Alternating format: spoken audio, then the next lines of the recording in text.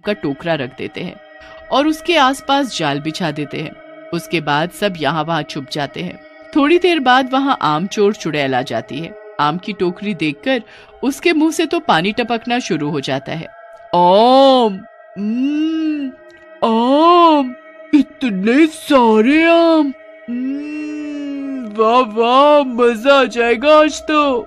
चुड़ैल बड़ी खुश हो जाती है और जल्दी से उस टोकरी के पास जाकर बैठ जाती है।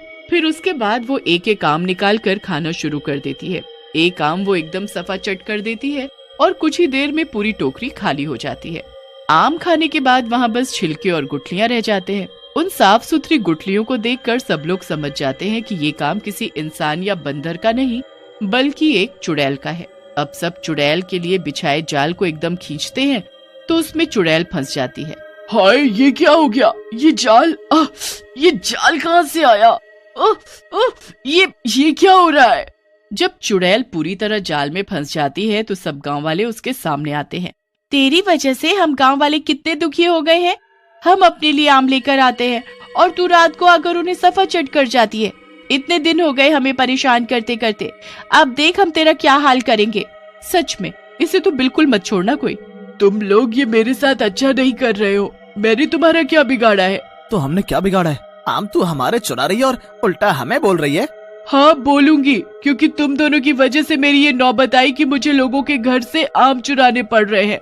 मैं तो अपना शांति से बिना किसी को परेशान किए उस नहर के पास वाले आम के पेड़ पर रह रही थी। उस पेड़ के आम खाकर अपना पेट भरती थी और आज तक मैंने किसी को कभी परेशान नहीं किया। पर तुम दोनों एक दिन वहाँ आए और उस पेड़ को ही काट डाला। मेरा घर और मेरा आम दोनों मुझसे छीन लिए। चुड़ैल की ये बात सुनकर गांव वालों को एहसास हुआ कि गलती इसमें सारी उनकी खुद की है और उस चुड़ैल के साथ बुरा हुआ। हमें पता ही नहीं था कि उस पेड़ पर तुम रहती हो और हमने तो अपने बच्चों की भलाई के लिए ऐसा किया। मेरे पास एक रास्ता है, पर फिर तुम वादा करो कि फिर कभी हमारे घर के आम नहीं खाओगी। कैसा रास्ता?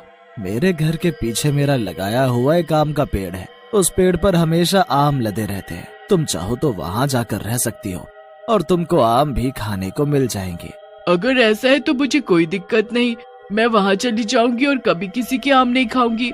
बस फिर गांव वाले उस चुड़ैल को जाल से आजाद कर देते हैं और वो चुड़ैल उस आम के पेड़ पर हमेशा के लिए चली जाती है, जो बूढ़ा आदमी उसे बताता है।